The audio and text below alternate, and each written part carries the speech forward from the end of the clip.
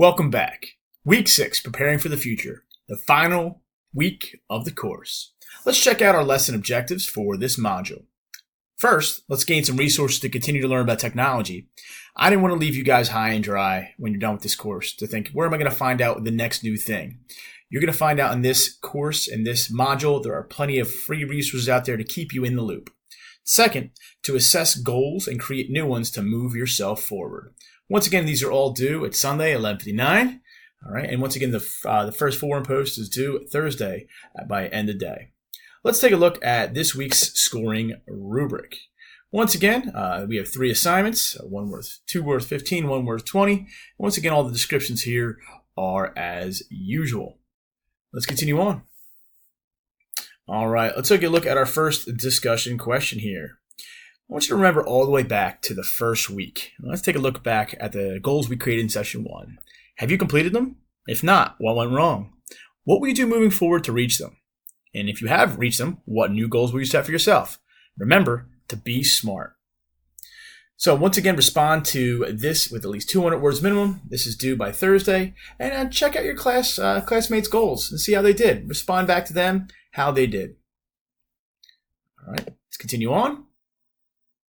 Let's take a look at our first activity, assessing resources for the future. You may be asking yourself, how will I possibly keep up with all these current educational trends? No worries. Below is a list of resources that you can sign up with to keep you on the cutting edge of educational technology. Now, the one I personally like the best out of all of these is Free Tech for Teachers. A guy named Richard Byrne does a fantastic job. He sends out like a weekly newsletter, keeps you up to date, but all of these are pretty good. So once again, you're going to go through, check out the different links that are available here, see which one you like, find 3 things that you can find useful. Not 3 different logs, but 3 things within any of them that you could find useful in your classroom. And once again, list them down for me and what you could use. So you're listing the thing and what you can use it for in your classroom. So the link and the blurb is what we're looking for 3 times. Okay, so let's continue on. Next up, we have activity number 2, reviewing back, once again, connecting back to the Hockman's taxonomy. We looked at this in the beginning in week 1. Now, I want you to think some reflection piece at the end of the course. Has there been a personal change in your comfort working with technology? Have you moved up these levels? What areas have you excelled? What areas do you still need some work? And what would you like to see added or deleted from the course? I am always looking for new information, new ideas, new things going on in educational technology. And I often use you guys as a great resource for things that, hey, you haven't talked about this, or hey, you can miss this, or hey, this would be good for another course. So please let me know what ideas you have for the future. All right, and continuing on here, idea grabber number 6 here. Now, once again, this is finally due. You've been working on this every single week. You've been adding 2 to 3 resources and how you're going to use them in your classroom. Now, I want you to add 2 to 3 new for this one. So it should be a total of 6 weeks of links and how you're going to use them in your classroom. You saw the template. Now, remember, if you don't like the way my template looks, you can create your own template as long as you have the week, the link, and how you're going to be using it for your students or for your school situation. All right, and the rubric is there for you to look at for your scoring.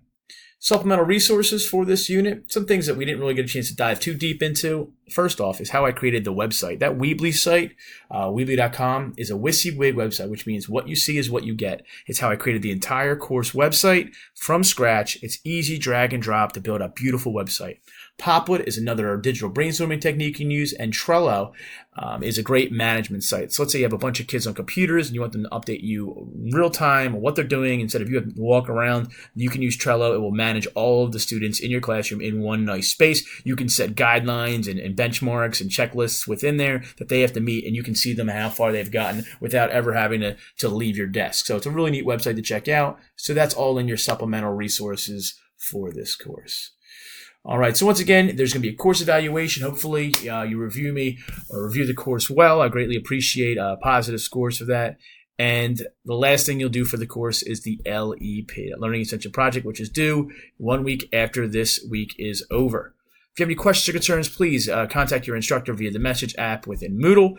Good luck, and thank you again for taking this course. Take care.